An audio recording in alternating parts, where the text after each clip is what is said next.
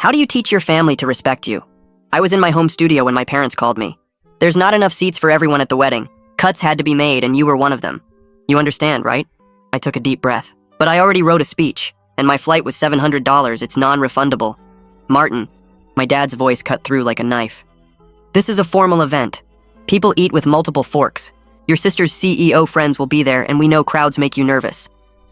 Dad, I'm 29. Remember to eat something before calling us back. You get cranky when you're hungry. Beep. He hung up. A cold dread filled my chest. I dropped out of film school 8 years ago, and they still couldn't even pretend I mattered. An hour later, I got another call. It was their wedding planner. Mr. Martin, this is Alyssa from Wedding Love. I'm calling about your sister's wedding next month. Your family contacted us with some changes. My stomach dropped. What kind of changes? They've removed you from the guest list entirely, but they also specifically requested that we keep your $50,000 deposit for the videography package. Your mother said the family had already allocated those funds to other wedding expenses. The videography package I'd insisted on paying for because I wanted to give my sister something special. My hands were shaking now, but not from sadness. Alyssa, I need to ask you something. What's the name of your wedding venue? The Skyline Manor downtown. Why? And who owns that property? I heard papers shuffling. It's listed under Camera Holdings, LLC. My voice was steady now. What about the catering company? Golden Plate Catering, but I don't see why... She paused. Wait, that's also Camera Holdings. Keep going. The florist, the DJ, the limos. With each name, I heard her breathing get faster. Mr.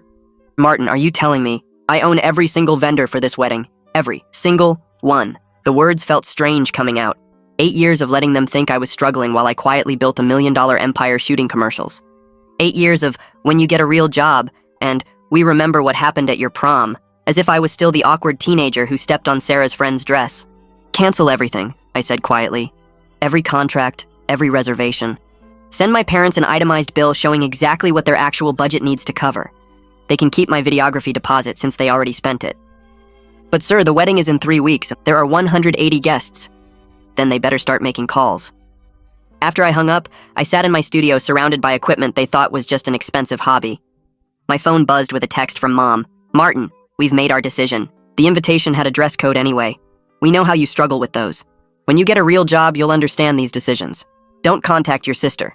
I typed back, understood. Good luck with the vendors. I was pulling footage from a drive when my phone exploded with calls. Mom, Dad, my sister, numbers I didn't recognize. I let them ring until Dad called for the 8th time. Martin! All the cockiness had left his voice. He was panicked, almost screaming. Every vendor just canceled. The venue, the caterer, everyone. There's been some terrible mistake. No mistake, Dad. They all work for me. The silence was so complete I could hear his breathing. That's impossible. You make little videos and you can barely afford... I make commercials for Nike, Dad. And every single vendor you hired reports to me. We can work this out. You're still family. Family? I laughed. An hour ago you were worried I couldn't handle multiple forks. Martin, don't be sensitive. You know we only want what's best. No, Dad. What you want is a wedding you can't afford. My phone rang again. This time it was my sister. I almost didn't answer, but something made me pick up. Martin? Her voice was tiny, broken. She was crying so hard she could barely speak. What's happening? Mom and Dad are screaming. The venue called me directly. They said everything's canceled? My anger crumbled a little. Did you know they uninvited me? What? No. Mom said you had a big shoot that weekend and couldn't make it. Her sobs got louder. I closed my eyes, feeling the weight of what I'd done. They kept my $50,000 deposit too. Said they already spent it. $50,000. Martin, oh my God, I didn't know. I didn't know any of this. She was hiccuping now, that same way she used to when we were kids.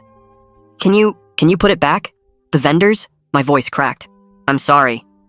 But they need to learn they can't treat me like this anymore. 8 years of being treated like I'm a child who can't handle use forks. But it's my wedding, she whispered. I had to choose between teaching my parents a lesson and the biggest day of my sister's life. I sat there staring at my phone screen, Esmeralda's sobs still playing in my head like a loop I couldn't shut off.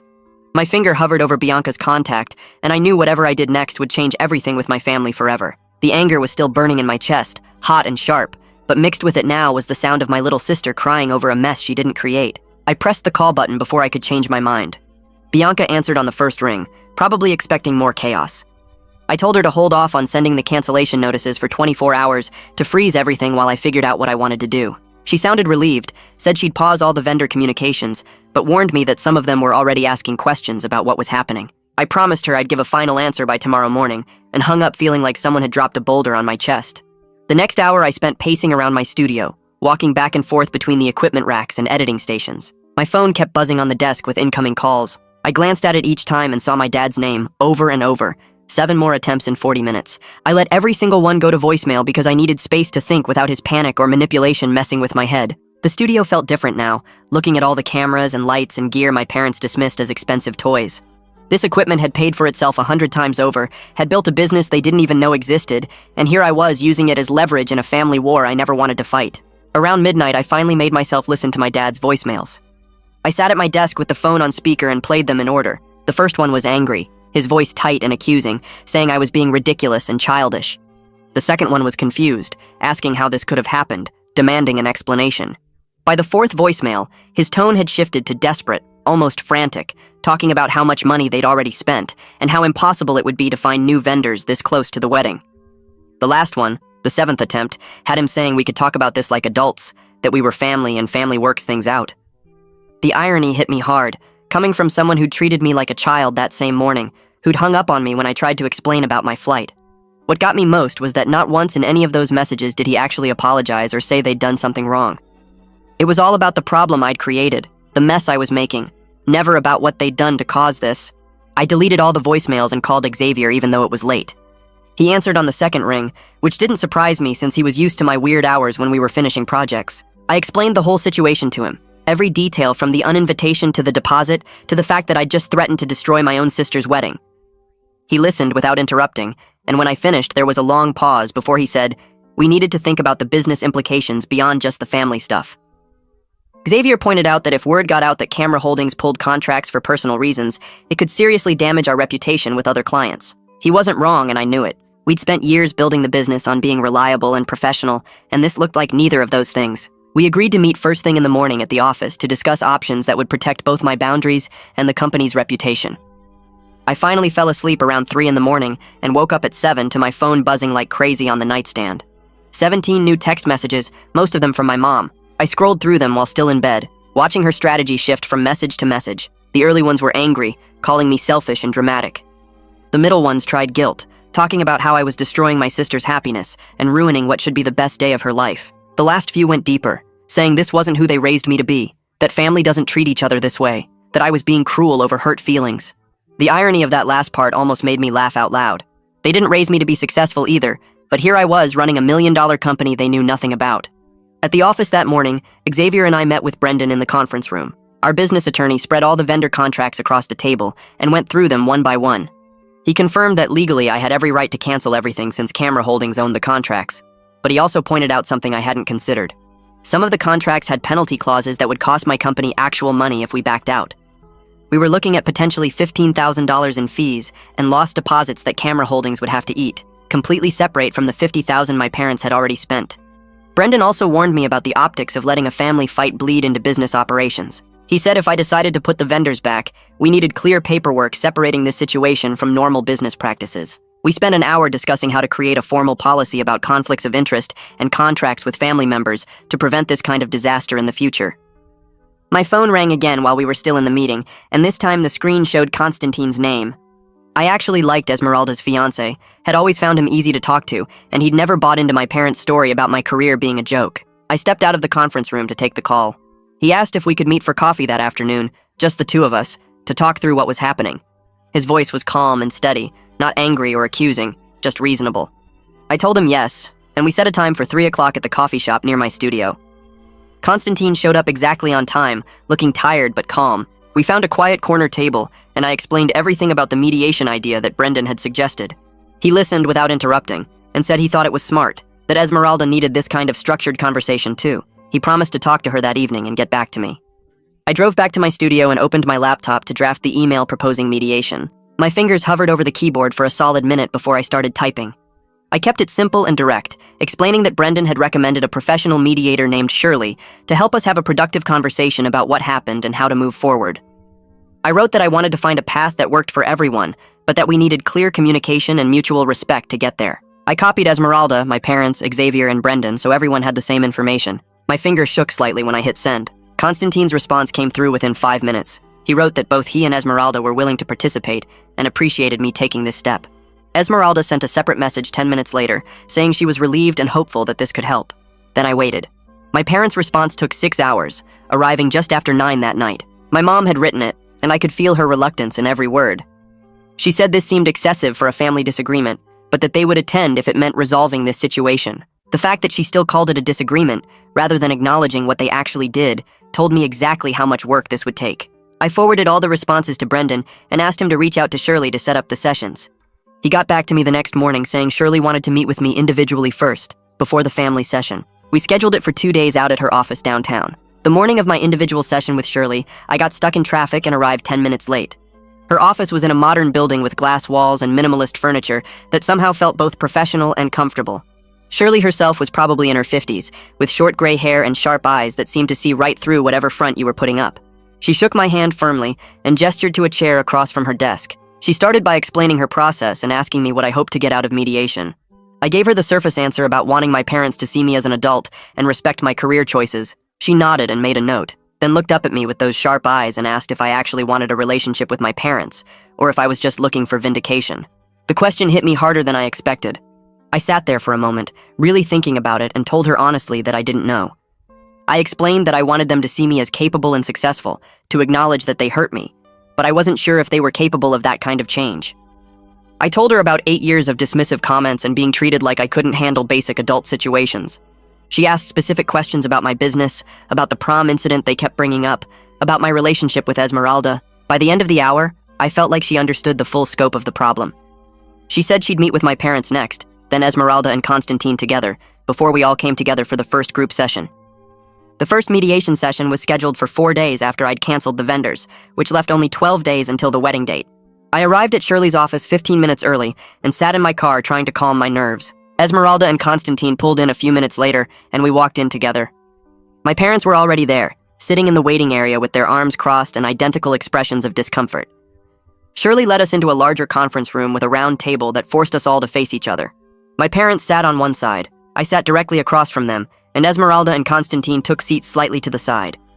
Shirley positioned herself at the head of the table and started by laying out ground rules about respectful communication and taking turns speaking without interruption. She emphasized that we were here to discuss specific behaviors and their impacts, not to attack each other's characters. My dad barely let her finish before jumping in.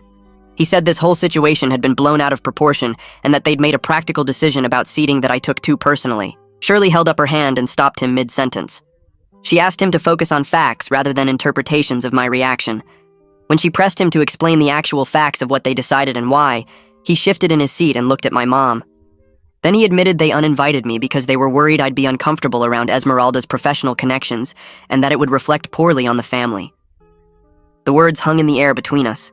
I felt my chest tighten but forced myself to stay calm and ask him directly what he meant by reflect poorly. He stumbled through an explanation about formal events and social expectations and knowing the right things to say. My mom jumped in to help him, saying they were trying to protect me from an uncomfortable situation like the prom incident years ago. Shirley asked what the prom incident was, and I had to explain that when I was 17, I accidentally stepped on my date's friend's dress and tore it. My parents had apparently been holding that against me for over a decade, as proof that I couldn't handle formal social situations. Esmeralda's voice cut through the tension, shaking but firm.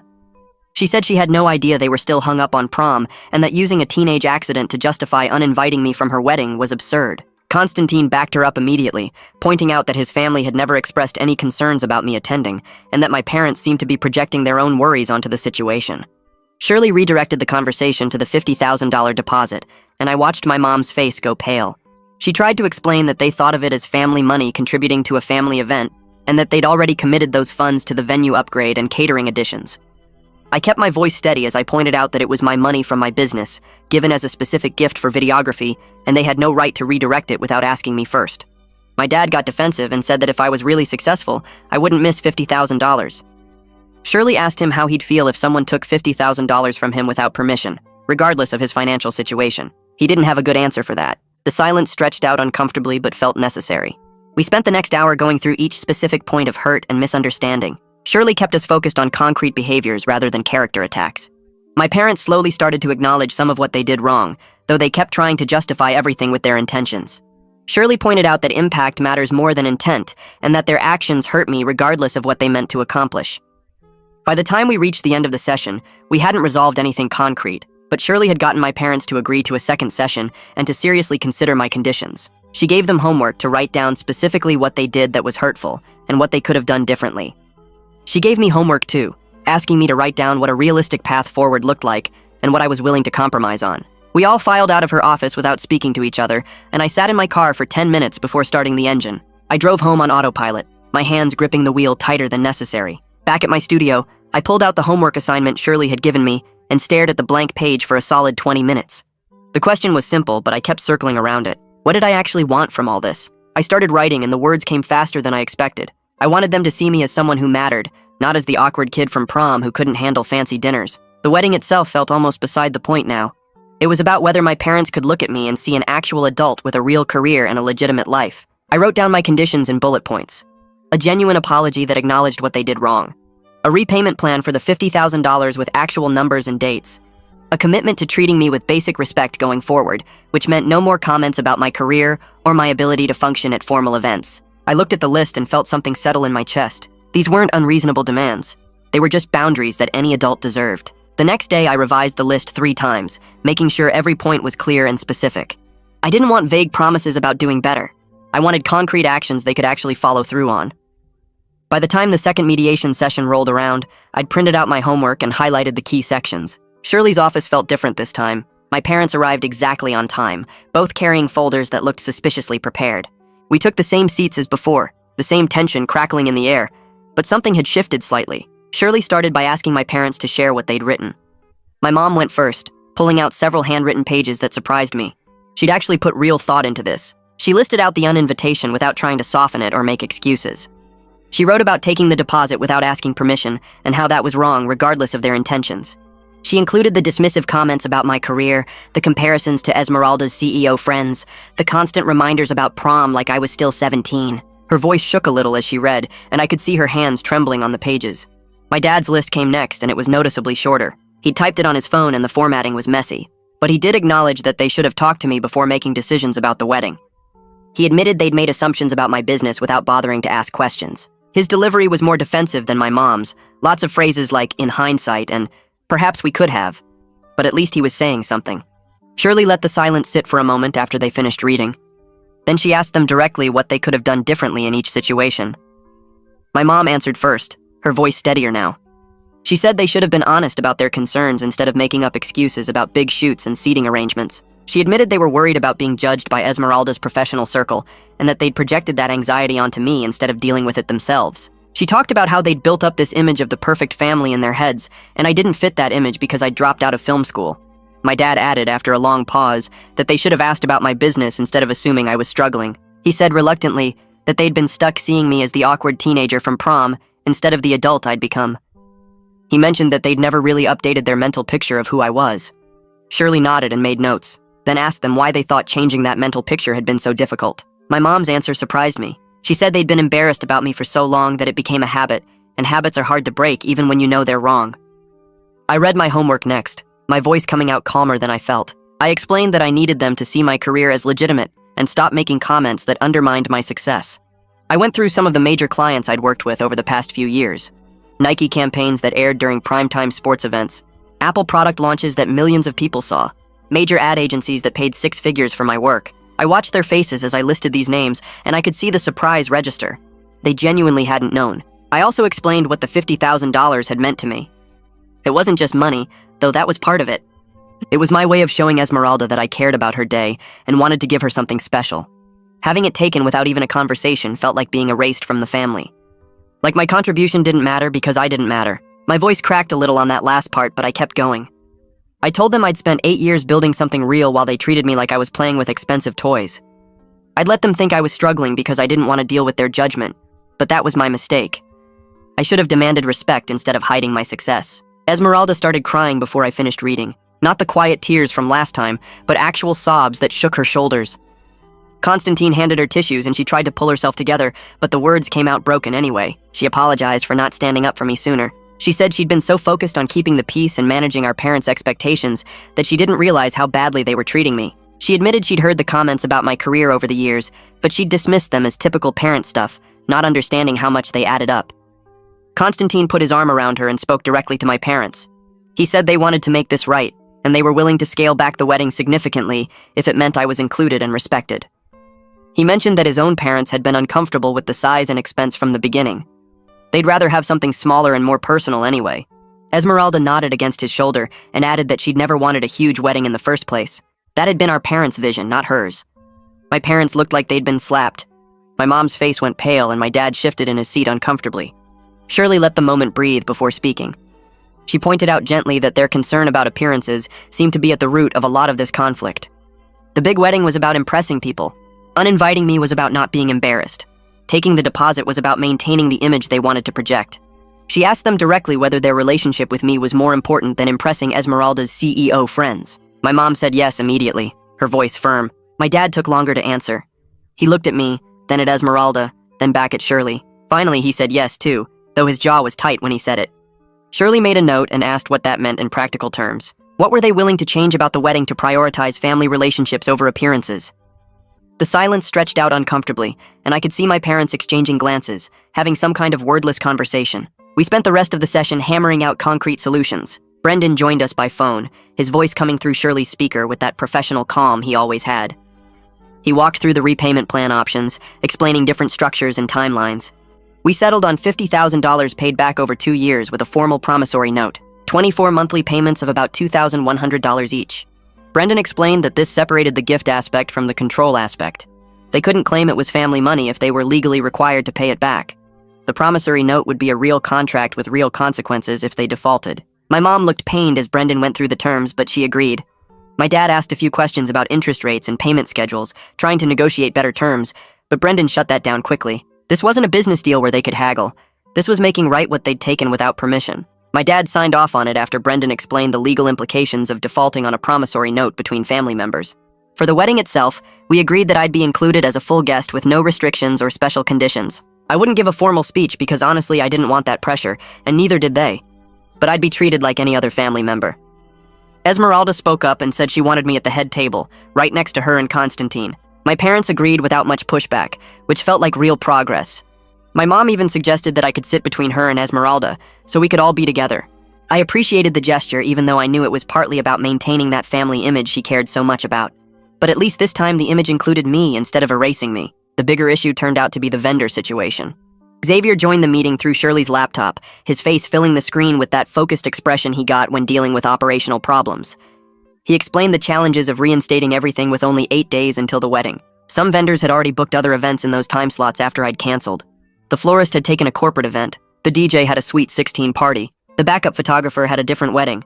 We'd need to find replacements for at least 3 major vendors, possibly 4 depending on the limo company's availability. Xavier estimated we could restore about 70% of the original plan, but some compromises would be necessary. The timeline was brutal, and some things just wouldn't be possible to recreate. He pulled up a spreadsheet showing which vendors were available and which weren't, color-coded by priority level. My parents looked increasingly stressed as Xavier went through each item. Esmeralda surprised everyone by interrupting Xavier mid-explanation. She said she wanted to use this as an opportunity to scale back to the wedding she actually wanted. Her voice was stronger now, not shaky like before. She and Constantine had talked about this and they'd made a decision together. They wanted to cut the guest list from 180 to 80 people. Close friends and family only, no business contacts or distant relatives they barely knew.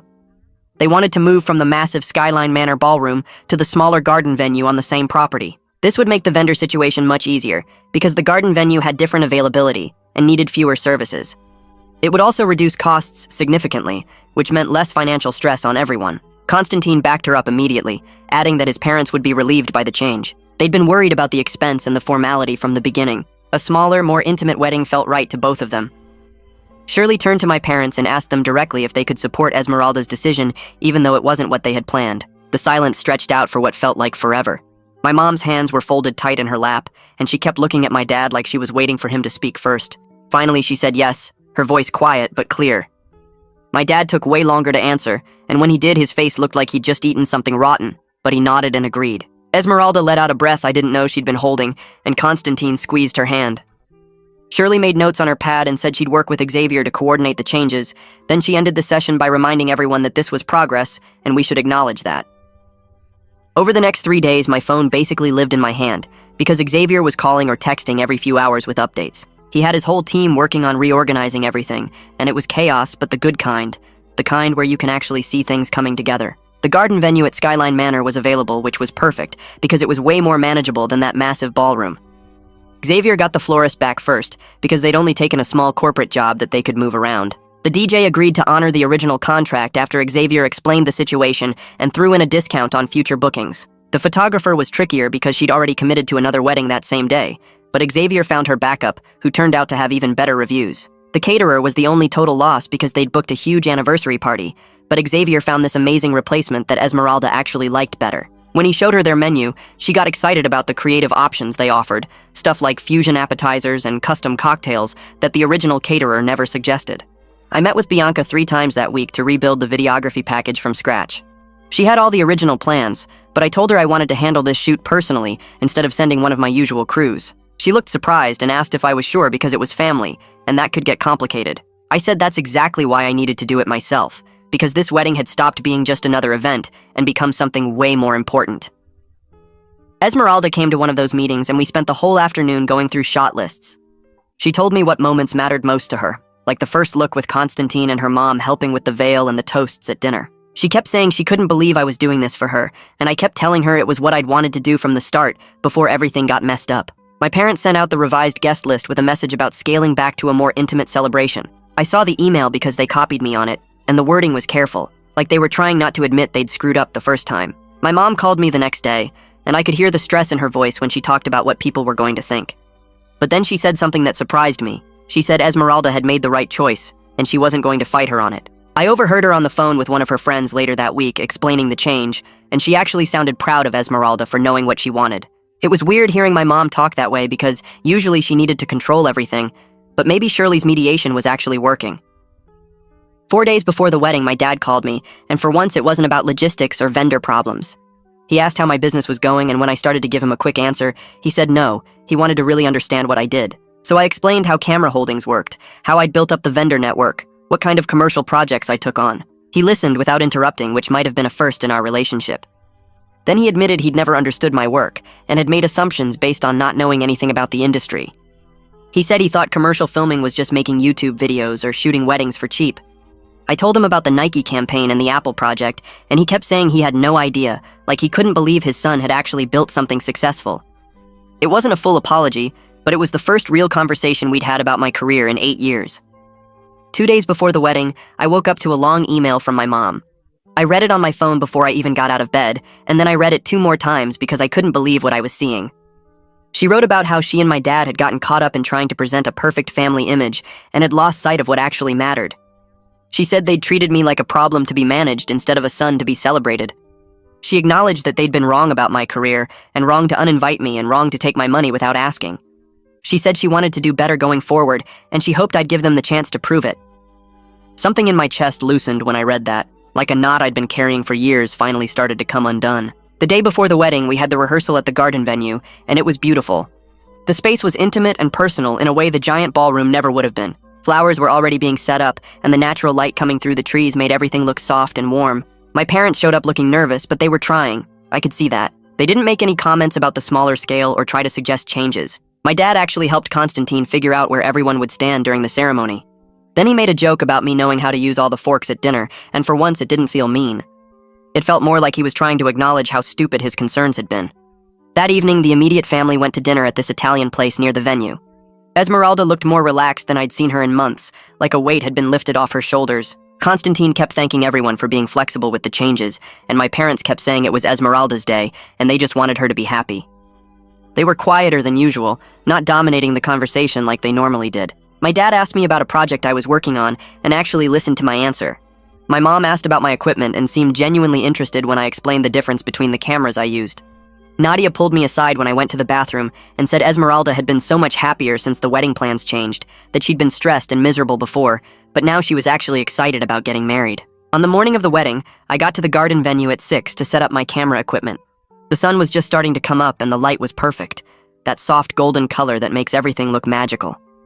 I walked around checking angles and planning shots while Xavier's team finished the last details on the flowers and table settings. The venue looked stunning with all the natural light and greenery. Xavier showed up around 7 with coffee and made a joke about this being the most high-stakes shoot I'd ever done. I laughed, but he wasn't wrong. This wasn't just about capturing a wedding anymore. It was about showing my family what I was actually capable of doing. My parents showed up around 8:30, and my mom went straight to checking flower arrangements and table settings. She kept adjusting centerpieces by tiny amounts and asking Xavier's team if the chairs were spaced right, but her voice was different from usual, less commanding, and more like she needed something to do with her hands. My dad found Constantine in the groom's suite and spent 20 minutes helping him figure out his boutonniere, making jokes about how he'd worn his backwards at his own wedding. I filmed some of it through the window, not the polished shots I'd use in the official video, but the real moments that showed them actually trying to be normal. Constantine laughed at something my dad said, and my dad clapped him on the shoulder, and it looked like an actual conversation between two people instead of my dad performing for an audience. I kept the camera rolling when my mom straightened Constantine's tie and told him he looked handsome, and when she walked away, I saw her wipe her eyes quickly, like she didn't want anyone to notice. These little ordinary moments felt important somehow, like proof that we were all capable of being decent to each other when we stopped worrying about appearances.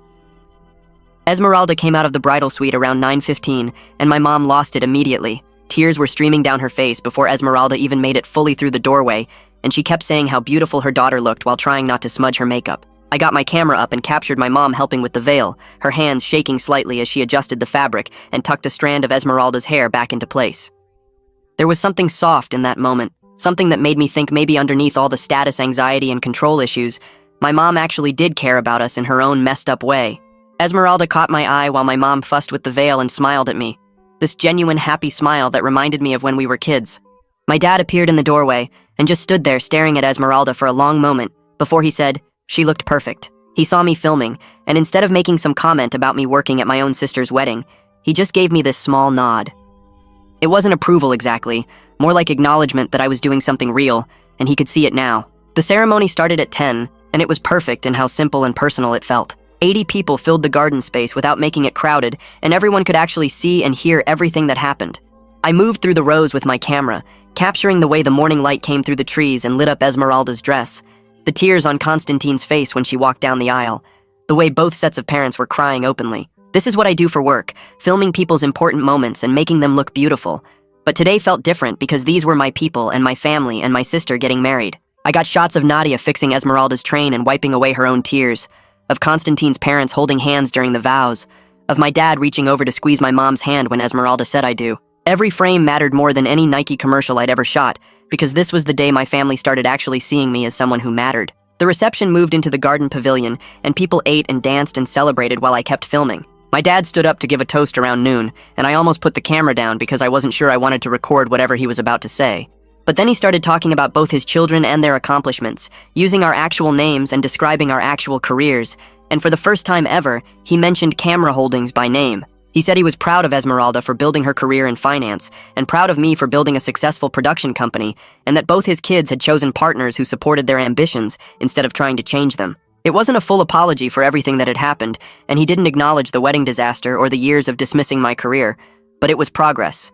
He was standing in front of 80 people and claiming me as his successful son instead of pretending I didn't exist, and that meant something. I kept filming even though my hands were shaking a little, and when he finished and everyone clapped, he looked right at me and raised his glass. Later in the evening, when things were winding down, Esmeralda grabbed my arm and pulled me away from the crowd. She told me she was grateful I hadn't given up on the wedding or on the family, that watching me set boundaries had taught her she could do the same thing. She said that's why she felt strong enough to scale back to the wedding she actually wanted instead of the show our parents were planning. We hugged, and I realized that maybe some good had come out of the whole mess after all. She'd found her voice and learned to say no to things that didn't serve her, and I'd learned that I didn't have to accept being treated like a child just because we were related. Both of us had grown up a little bit through this disaster. My mom approached me as the reception was ending and asked if we could talk privately. We walked away from the pavilion toward the garden path, and she told me she'd been thinking a lot about how they'd treated me over the years.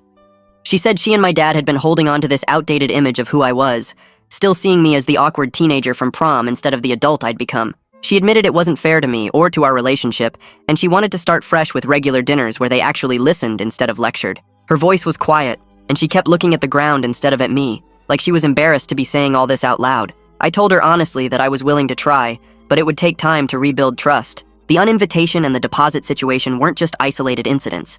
They were part of a pattern of dismissiveness that had been going on for 8 years. Every comment about getting a real job, every comparison to Esmeralda's CEO friends, every time they'd acted like my career was a hobby instead of a business, had built up into this wall between us. She nodded and said she understood, and that she and my dad were committed to doing the work through continued mediation sessions with Shirley. It wasn't a miracle reconciliation where everything suddenly became perfect, but it was a real starting point for building something better. The next week, I got a notification on my phone that money had been deposited into my business account. I checked and saw $2,500 with a note that said first installment of 24. My parents had made their first payment on the repayment plan without me having to remind them or send Brendan after them, and that felt significant. I forwarded the notification to Brendan, and he confirmed receipt and updated the promissory note in our files. Xavier saw the email chain and made a joke about requiring all family members to sign contracts before any future interactions, and honestly, it wasn't the worst idea I'd ever heard. Maybe having everything in writing would force everyone to be clear about expectations instead of making assumptions. 2 weeks after the wedding, I finished editing the video and drove to Esmeralda and Constantine's apartment to deliver it. They sat on their couch and watched the whole thing while I stood nervously by the door, and by the end they were both crying. Esmeralda said it was perfect, that I'd captured exactly what the day felt like, and made it beautiful without making it fake. She posted some clips on social media that weekend with a caption about how intimate weddings were, better than big productions, and a bunch of her CEO friends commented saying they wished they'd done something similar instead of the massive events they'd planned. Constantine sent me a long text thanking me for the video and for helping make the wedding happen at all. A month after the wedding, we had another family dinner, but this time it was at my studio so my parents could see my workspace properly. I gave them a tour of the equipment and the editing bays and the small soundstage we used for certain shoots, and they kept asking questions about how everything worked. Then I showed them some of my commercial work, including a Nike spot that was airing nationally on sports broadcasts. My dad kept saying you made this like he couldn't process that his son had created something being shown to millions of people. My mom asked detailed questions about the production process, how many people were on set, how long it took to shoot and edit, what the client approval process looked like. It was surreal to have them actually interested in my career after years of dismissing it as making little videos, but I tried to answer everything honestly and show them what my work actually involved. They stayed for 3 hours looking at different projects and asking questions, and when they left, my dad shook my hand and said he was impressed. It wasn't everything I'd wanted from them, but it was more than I'd had before. At that dinner, we set up my laptop on the table and connected with Shirley for our first follow-up session. She appeared on screen with her notepad and asked how everyone was managing with the agreements we'd made at the mediation. My parents sat stiffly at first, and my dad cleared his throat before admitting they were still getting used to seeing me as someone who runs a successful business instead of their kid who dropped out of film school. My mom added that it was hard to break old patterns, but they were making an effort to catch themselves when they started falling into dismissive comments. I told Shirley honestly that I was still working through years of feeling invisible to them, that the hurt didn't just disappear because we had some good conversations, but I could see they were trying, and that mattered. Shirley nodded and pulled up her calendar, scheduling monthly video check-ins for the next 6 months so we could track progress and address any backsliding before it became a bigger problem. After the call ended, my dad helped me clear the dinner plates without being asked, which felt like a small but significant shift. 2 weeks later, Esmeralda and Constantine got back from their honeymoon in Costa Rica and invited the whole family over to see their photos. They'd stayed at this amazing eco-resort right on the beach that they could actually afford because we'd scaled back the wedding so much. Esmeralda kept showing us pictures of the private bungalow and the zip-lining they did through the rainforest, and she looked more relaxed than I'd seen her in months. Constantine pulled up some messages on his phone from wedding guests, and Esmeralda read a few out loud about how people kept telling them it was the best wedding they'd been to because it felt so personal and real instead of like a corporate event. My parents sat on the couch listening, and my mom actually said she'd enjoyed the smaller wedding more than she expected because she got to have real conversations with people instead of just making small talk with a huge crowd. My dad nodded along, and I could tell they were finally accepting that cutting the guest list had been the right call, even if it wasn't what they'd originally wanted.